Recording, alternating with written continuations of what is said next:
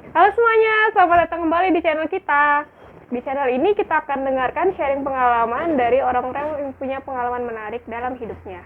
Perkenalkan, saya Kartika dan kali ini kita sudah kedatangan narasumber yang sangat luar biasa. Yuk kita langsung panggil narasumbernya ya. Oke, jadi narasumber kita kali ini namanya adalah Putri Mustika atau biasa dipanggil PM. Jadi PM ini lulusan S1 di ITB, terus sempat melanjutkan S2 di ITB juga, dan selanjutnya melanjutkan S2 lagi di Jepang gitu. Nah, kita pengen tahu lebih jauh tentang PM, pengalaman dia seperti apa. Yuk kita mulai.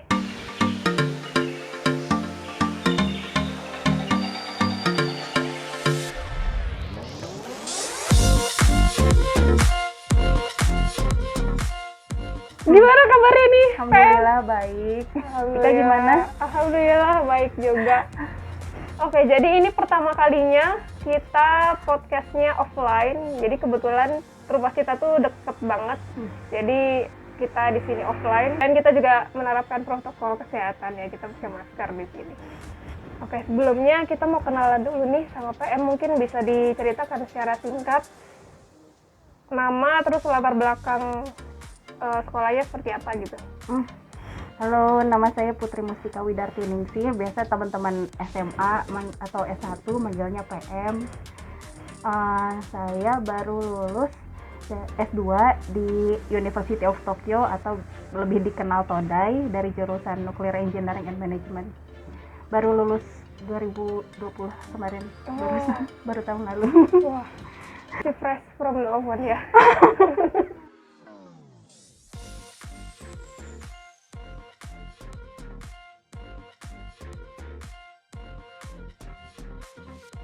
Lulusan 2020, itu masuknya tahun berapa berarti? 2018. 2018.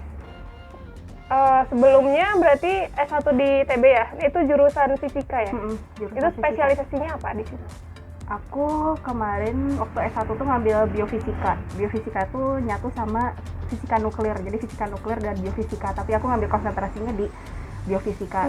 Terus S2 di ITB lagi aku masih tetap di bidang yang sama di biofisika. Terus ke Todainya masuknya ke nuclear engineering. Aku mau tahu dulu nih, dari S1 itu S1 sampai S2 dan S2 lagi itu biayanya sendiri gimana? Oh, kalau S1 aku biaya yayasan ayah bunda dibiayai orang tua. Baik.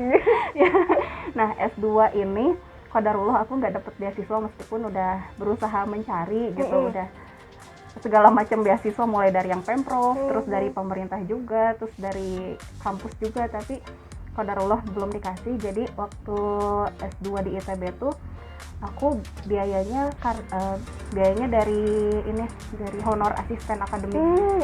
Jadi aku jadi asisten akademik, terus uangnya ditabung buat bayar kuliah, terus dapat bantuan juga dari dana penelitian lab waktu itu. Nah, jadi itu juga yang memotivasi aku buat cepet-cepet lulus biar nggak bayar-bayar. Benar. Terus buat S2 di Jepangnya sendiri? Nah, buat S2 di Jepangnya sendiri, alhamdulillah aku dapat beasiswa dari kampus, namanya itu SIUT, School of Engineering University of Tokyo. Jadi udah sama tuition fee-nya, admission fee, sama biaya bulanan itu dikasih dari kampus. Oke, jadi setelah kita tahu tadi ya, PM tuh S1 dulu, terus S2 lagi di ITB, dan ngambilnya S2 lagi. Nah, kita penasaran nih, kenapa ngambilnya S2 lagi? Kenapa nggak S3 gitu? Iya, kenapa harus ngambil yang sama lagi gitu? Sebenarnya cerita dulu ya, aku kenapa bisa ke Jepang gitu. Jadi awalnya pembimbing aku yang di ITB itu ada kunjungan ke Jepang sama salah satu dosen yang lain gitu. Berdua mereka ke Jepang, terus ketemu sama seorang sensei yang nyari mahasiswa gitu di bidang granular, yang kebetulan waktu itu aku lagi ngerjain gitu. Nah, sebenarnya sensei ini temennya dosen yang satu lagi yang bukan supervisor aku. Nah, mintanya ke beliau sebenarnya, tapi karena beliau nggak ada mahasiswa yang ngerjain granular, jadinya ke dosen pembimbing aku, terus nanya ada nggak mahasiswa yang bisa gitu, yang kira-kira tertarik gitulah. Terus ya waktu itu aku sih yang lagi ngerjain di bidang granular itu gitu, terus jadi ditawarin sama dosennya, sama dosen aku. Dan sensei itu nggak nyari, sedang nyari mahasiswa S2, bukan nyari mahasiswa S3. Mungkin karena di labnya beliau itu komposisi mahasiswa S1, S2, S3 itu harus seimbang gitu. Mungkin saat itu mahasiswa S3-nya banyak dan kekurangan mahasiswa S2 gitu. Nah terus di lab itu kebetulan belum pernah ada mahasiswi. Selama 20 tahun lab itu buka, itu nggak ada mahasiswa perempuan. Jadi, dan mahasiswa Indonesia juga belum ada. Jadi selama ini mahasiswa Eropa itu cuman kayaknya kehitung jari deh. Biasanya mahasiswa Jepang sama Chinese gitu itu. Jadi ya demi memperlihatkan diversity gitu, jadinya dicarilah mahasiswa Indonesia yang perempuan. Berarti emang dari awal dicarinya juga yang perempuan gitu? Sebenarnya dicarinya bebas ya, cuman diprioritaskan gitu, kalau bisa yang perempuan lah gitu, biar soalnya dosen-dosen lain atau pihak eksternal melihatnya, oh lab ini cuman mau nerima mahasiswa Jepang, padahal nggak gitu juga, karena emang nggak ada yang masuk aja gitu, nggak ada yang entah nggak tertarik atau gimana gitu. Berarti sampai di sana ini komposisi gendernya gimana setelah apa yang masuk itu? Oh, aku cuma sendiri. Berarti cewek sendiri ya? Cewek sendiri. Wah, iya, dan aku kira ada mahasiswa perempuan sebelumnya. Aku di lab itu kan semuanya laki-laki itu. Yang perempuan tuh cuma ada 3 orang sekretaris, ibu-ibu itu. Aku waktu itu lumayan deket juga sama ibu-ibu sekretarisnya gitu. Kita sering ngobrol gitu, dan alhamdulillah ibu sekretarisnya juga bisa bahasa Inggris gitu. Jadi aku kalau ada masalah atau ada apa-apa bisa curhat sama beliau gitu. Terus aku nanya gitu, mahasiswa perempuan sebelumnya ada berapa? Oh, nggak ada, kamu yang pertama ya. Tantangan juga sih sebenarnya, karena mungkin perlakuan untuk mahasiswa perempuan sama laki-laki itu sebenarnya agak beda mungkin ya pastinya gitu. Mungkin ya sensei juga sebenarnya belum ada pengalaman ngehandle mahasiswa perempuan gitu. Jadi setelah mengalami masuk di situ merasakan perbedaannya nggak, atau gimana tuh cara menghadapi PM sendiri yang sebagai cewek sendiri, terus dibandingin yang lain, ada perbedaan nggak? Kalau perbedaan perlakuan aku kira sih sama-sama aja ya, cuman aku merasa sensei lebih mild gitu daripada ke mahasiswa yang laki-laki gitu, meskipun ya kadang keceplosan juga senseinya, tapi nggak apa-apa sih, aku senang-senang aja.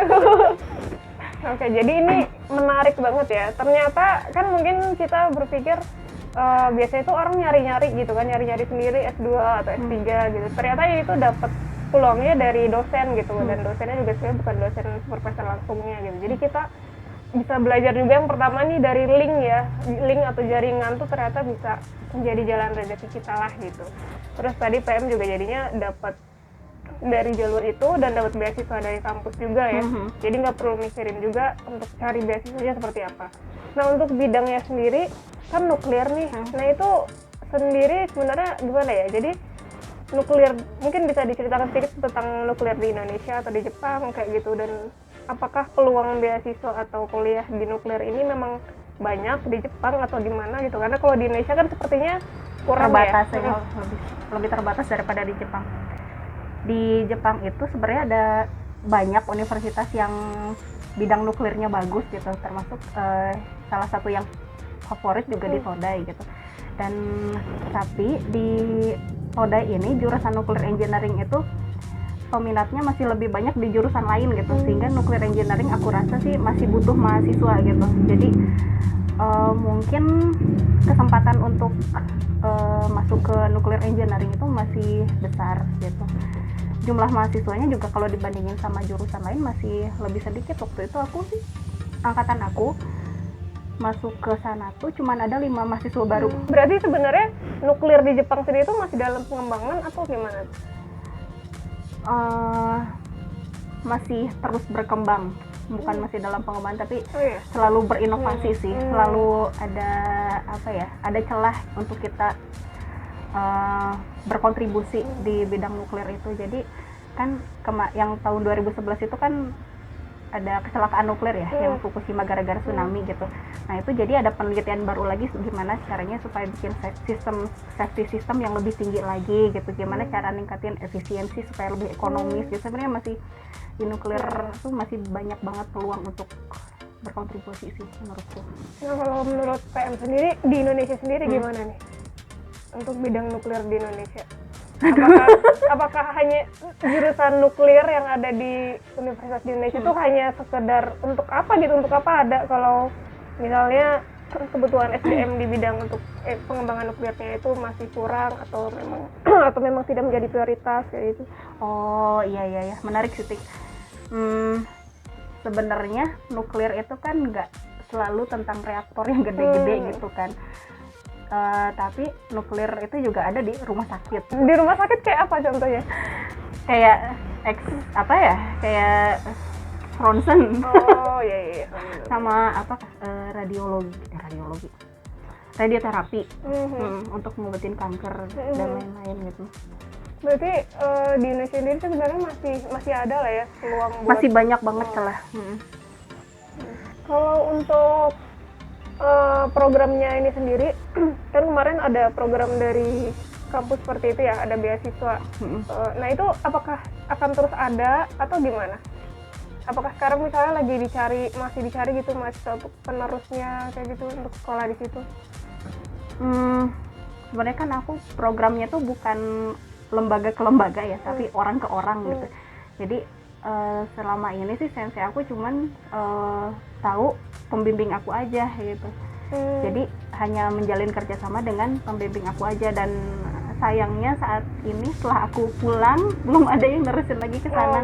Sebenarnya dicari banget sih, karena sebenarnya salah satu tujuannya sensei aku ngundang mahasiswa kan gini, sebenarnya sensei itu kan bisa aja gitu kalau dia pengen labnya maju gitu, cari aja orang Jepang kan banyak yang bisa pintar tuh untuk masuk ke lab dia, tapi kenapa dia mau ngundang mahasiswa dari Indonesia yang masih negara berkembang gitu kan. Nah ternyata salah satu tujuannya itu dia pengen menjalin kerjasama jangka panjang sama Indonesia gitu, sama untuk bidang granular terutama sih. Jadi mimpi beliau tuh, jadi aku udah selesai S2, selesai S3 di sana, terus aku pulang ke Indonesia gitu, terus jadi independent researcher gitu, terus setelah aku punya mahasiswa gitu misalnya, terus sekolah lagi di Todai lagi gitu, jadi kerjasama yang panjang gitu, terus kita misalnya ngadain conference bareng lah atau apa gitu. Oh ini menarik nih. Kalau udah sampai sini, yang menarik itu adalah tadi bagian nah ke depannya tuh jadi mau ngapain. Nah itu menarik banget karena aku tuh penasaran banget sama orang-orang yang ikut program ya kayak gini lah, ikut S2, S3 atau apa kayak gitu di luar. Nah selanjutnya tuh mereka mau melakukan apa? Nah ini aku tanya-tanyain ke PM. Apakah tadi rencana yang tadi tuh emang benar-benar ingin direalisasikan atau step by stepnya rencana ke depannya seperti apa? Habis lulus S2 kemarin kan aku sebenarnya bisa aja aku lanjut lagi, tapi aku ngerasa kayaknya aku butuh istirahat dulu. Jadi aku pulang dulu gitu, terus mungkin ngebantu usaha ibu aku sama adik aku gitu, terus nanti kalau udah ke trigger baru nanti aku balik lagi ke Jepang untuk melanjutkan S3 gitu. Nah setelah S3, setelah aku siap untuk jadi independent researcher, alhamdulillah dosen pembimbing aku yang di ITB itu sebenarnya masih mau nungguin aku gitu untuk jadi staffnya, bukan staff sih, maksudnya dosen mitranya beliau gitu. Meskipun aku juga nggak tahu apakah ada peluang atau di sana gitu, tapi dosen aku mau nunggu gitu, entah itu jadi asisten peneliti atau apalah gitu. Tapi waktu itu aku udah berkomitmen sama dosen aku untuk ingin jadi peneliti lah, sosokan. Amin. Untuk jadi peneliti, dan sejauh ini aku masih memegang komitmen itu sih. Dan aku juga kan udah dikasih kesempatan ya ke sana gitu, yang sebenarnya bisa dibilang langka sih kesempatannya, dan aku juga kayak ngerasa berhutang budi gitu loh sama beliau gitu yang udah ngajarin aku dan ngasih kesempatan gitu. Tapi untuk persyaratannya sendiri apakah emang harus S3? Jadi apakah emang harus lanjut S3 dulu atau bisa aja dengan yang sekarang S2? Oh, sebenarnya bisa aja ya, karena ada beberapa peluang dosen di beberapa kampus yang nggak mengharuskan S3, tapi aku merasa tanggung aja sih kalau jadi peneliti atau jadi dosen tapi nggak S3, karena cepat atau lambat kayaknya S3 tuh perlu deh, tapi mendingan sekarang aja gitu daripada nanti menurutku sih gitu. Ya terus kedepannya sih aku inginnya sih jadi peneliti, cita-cita aku sih pengen jadi peneliti, dan apa ya, menjalin kerjasama lah sama dosen aku yang di ITB itu. Jadi entah aku jadi staff di ITB atau di kampus lain atau dimanapun ya, aku kayaknya nggak mesti di ITB sih untuk menjalin kerjasama itu gitu. Nah yang menarik lagi nih, jadi ternyata sekarang itu suaminya PM ini juga lagi di Jepang. Iya benar-benar lagi di Jepang untuk melanjutkan S2, katanya di nuklir juga. Iya, S3 nah, dia. S3 ya? S3. Nah, boleh cerita dikit, jadi suaminya ini sendiri track recordnya gimana? Maksudnya S1, S2, S3-nya gimana bisa ikut programnya seperti itu? Jadi suami aku tuh dulu S1-nya di UIN Bandung, jurusan pendidikan fisika. Habis itu S2 fisika, ngambil spesialisasinya instrumentasi. Nah, di UIN juga? Enggak, di ITB. Oh, di ITB. Di ITB. Nah, habis itu setelah ngelihat aku kuliah di Todai, dan dia pernah kesana juga sih pas aku kuliah, sempat main seminggu, 2 minggu deh. Dan jadi termotivasi juga gitu, tanpa aku ngajakin juga dia ternyata merasa termotivasi ya. Tapi dia emang apa ya, dari awalnya juga emang pengen S3 gitu dan pengen di Jepang. Dan kebetulan aku waktu itu udah di sana duluan dan bisa ngasih sedikit gambaran lah gitu tentang gimana kuliah di sini, dan dia tertarik sih. Terus ada salah satu sensei yang bidangnya yang di jurusan nuclear engineering, tapi bidangnya itu instrumentasi gitu. Jadi instrumentasi nuclear engineering itu jadi misalnya kayak bikin detektor radiasi yang kayak gitu-gitu. Dan sekarang dia lagi belajar di sana. Berarti S2-nya di ITB, tapi jalur masuk S3-nya lewat PM juga berarti. Ada link ke situ buat bisa ngambil mahasiswa barunya gitu, buat suami bisa jadi mahasiswa? Enggak sih, nggak ada link. Jadi gimana tuh kalau suami? Jadi di Todai atau mungkin beberapa universitas di Jepang itu mungkin mirip-mirip kali ya. Jadi kita tuh sebelum daftar sangat direkomendasikan untuk menghubungi senseinya dulu gitu. Jadi nanya, sensei saya tertarik meneliti di bidang yang Anda geluti gitu misalnya. Terus saya pengen daftar kuliah di situ, kira-kira gimana gitu. Bapak mau nerima enggak gitu. Terus kalau beliau merespon positif dan silakan daftar, baru kita daftar. Yang itu yang dilakukan suami aku. Jadi dia menghubungin dulu, kirim email ke senseinya gitu. Setelah kontak-kontakan, baru sama senseinya di approve gitu, silakan coba daftar gitu. Nah, tapi setelah email-emailan itu belum tentu kita keterima otomatis gitu. Kita harus masih menjalani beberapa tahap seleksi gitu sih. Nah, sekarang pertanyaan lanjutnya nih, mungkin ini emang banyak yang pengen tahu sih, karena kalau udah nyampe sana tuh ya udah gitu. Sedangkan perjuangan sebelumnya ini yang biasanya orang penasaran kan. Langkah yang PM tempuh untuk bisa sampai akhirnya keterima di sana tuh sama suami bedanya gimana? Karena kan sebenarnya PM kan kayak jalur orang dalam gitu kan jalurnya. Apakah ada tes-tesnya? Nah, kalau suami sendiri kayak gimana gitu, tesnya kayak gimana gitu? Jadi di jurusan aku, jadi tes masuk ke Todai itu kayaknya tiap jurusan beda-beda deh. Nah, kebetulan aku cuma tahu di jurusan aku gitu. Yang di jurusan aku tuh seleksinya cuman ada dua jenis seleksi. Kalau yang bulan April, April entrance gitu, yang masuknya bulan April itu ada tes bahasa Inggris, tes matematika sama tes fisika. Kalau yang masuknya bulan September itu seleksi berkas sama interview aja. Bisa beda gitu ya? Beda. Kalau yang September itu kan untuk mahasiswa internasional. Ya April tuh kebanyakan untuk Jepang, dan mungkin sebagian ada yang mahasiswa internasional yang masuk di bulan April juga gitu. Yang ini kayak seleksi berkas itu kayak dilihat nilai-nilai transkripnya pas S1, dan pokoknya yang di kuliah sebelumnya gitu. Yang dilihat tuh itu gitu. Kalau sebenarnya tahapannya sama sih, aku sama suami aku sama. Cuman kalau yang kasus aku tahu senseinya dikenalin sama dosen aku gitu. Tapi tetap mengikuti tahapan tes. Iya, tadi. tahapannya sama gitu. Istilahnya cuma beda itu aja sih. Aku senseinya dikasih tahu ini ada sensei ini nih gitu. Terus aku ngirim kayak motivation letter yang CV segala macem. Nah, kalau suami aku dia nyari sendiri dosennya gitu. Nah, tapi jalur rekomendasi sebenarnya jalurnya sama aja sih, cuman beda cara mengenal senseinya itu ya. Kalau yang tantangan untuk aku sendiri gitu, ketika dikenalkan sama dosen pembimbing aku, jadinya ada beban kayak gimana ya, kan aku orang pertama yang direkomendasikan gitu kan, jadi ya orang yang kayak akulah yang merepresentasikan lab aku yang sebelumnya gitu loh. Jadi gimana ya, kan sensei aku yang baru itu kan nggak tahu kan lab yang aku di ITB itu kayak gimana. Nah, ketika aku kesana berarti senseinya akan mengira kalau aku tuh representasi dari lab aku itu. Benar. Jadi ya kayak jadi brand ambassador. Iya, bukan brand ambassador. Brand ambassador, lab ambassador. Iya, jadi mungkin datangnya aku ke sana tuh kayak menentukan ini selanjutnya bakal dipanggil lagi atau enggak nih gitu. Jadi aku harus bebannya berjuang lebih, ya benar. supaya aku nggak jadi orang pertama dan terakhir. Ya benar ya. Nah, kemarin kan termasuk yang wisuda atau lulus pas pandemi nih. Berarti Iya, ya. Nah, itu gimana? Apakah prosesinya ada perbedaan dari yang normal atau gimana? Prosesinya ada yang beda. Jadi kan wisuda itu kayak di ITB tuh kayak ada yang sabuga sama di acara prodi kan. Oh iya.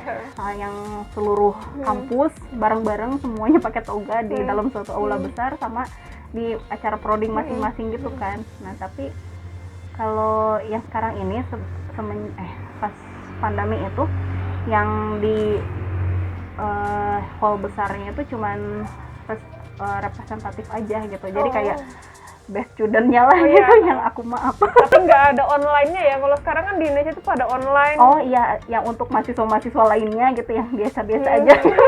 Itu online. Kalau yang top-topnya gitu itu yang langsung datang ke situ. Nah, habis itu di acara prodi sih kita bisa datang semuanya, dan aku cuma datang di acara prodinya itu aja. Jadi kebetulan di hari yang sama kan. Berarti persiapannya sendiri untuk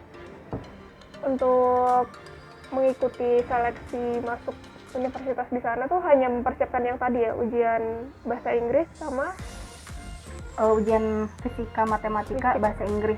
Fisika matematika bahasa Inggris ya. Gitu.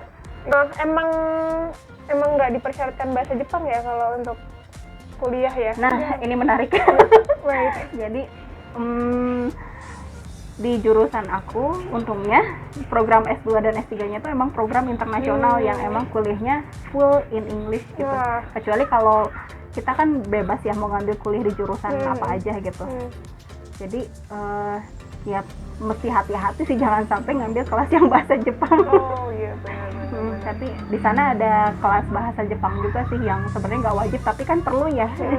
Jadi ya, ikut aja. Menjalani kehidupan di sana juga. Iya, biar bisa bertahan. Nah, kita lanjut nih ke gimana rasanya hidup di Jepang saat itu. Berarti selama S2 itu sendiri tinggalnya atau gimana? Sendiri. Di asrama atau apartemen sih. Di apartemen ya? Kan di sana nggak jarang sih kos-kosan gitu, jadi banyaknya sih apartemen. Kalaupun ada kos-kosan itu kan kalau di sini kan ada kos-kosan putri gitu. Di sana kan nggak ada, campur semua, mana kamar mandi di luar gitu kan. Terus kayak dapur bersama kan, kita kan kalau muslim kan masaknya kan mesti hati-hati ya, nggak bisa di utensil yang sama gitu kan. Jadinya ya kayaknya lebih, meskipun agak mahal sih, tapi ya kayaknya lebih nyaman kalau di apartemen sendiri gitu. Tapi kalau secara keuangan nggak mengalami kekurangan atau gimana selama di sana? Pernah kan sih. Kita kan kalau di negeri sendiri mungkin masih enak lah ya, tapi kalau di negeri orang kan ya gimana gitu mau minta bener. Gimana tuh? Ada keuangannya aku mau naik. Kita nggak siapin tisu nih. Masalah keuangan sebenarnya jumlah beasiswa itu udah dipertimbangkan dengan biaya hidup di Tokyo gitu. Jadi masih bisa cukup dan bisa nabung dan bisa ngirim ke Indonesia sebenarnya ya, dalam kondisi ideal.